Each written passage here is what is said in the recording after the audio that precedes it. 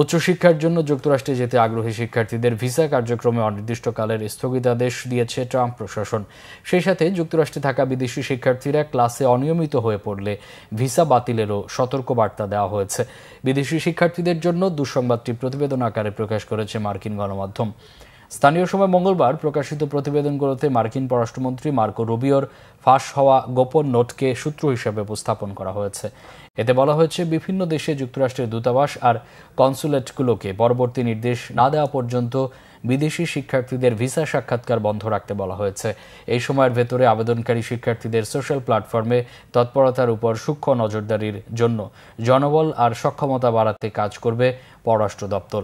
বর্তমানে যুক্তরাষ্ট্রে থাকা বিদেশি শিক্ষার্থীদের নতুন হুমকি দিয়েছে ট্রাম্প প্রশাসন। বলা হয়েছে, ক্লাসে অনিয়মিত হয়ে পড়লে শাস্তিস্বরূপ ভিসা বাতিল হতে পারে।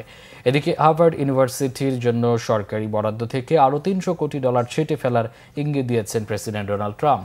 বলেছেন, এই বরাদ্দ বাণিজ্য শিক্ষা প্রতিষ্ঠানে দিলে বেশি লাভ হবে। ফিলিস্তিনে ইসরায়েলি নির্যাতনের প্রতিবাদে শিক্ষার্থীদের কর্মসূচির জেরে হার্ভার্ড ইউনিভার্সিটির সাথে প্রশাসনের এই টানাপোড়েন চলছে।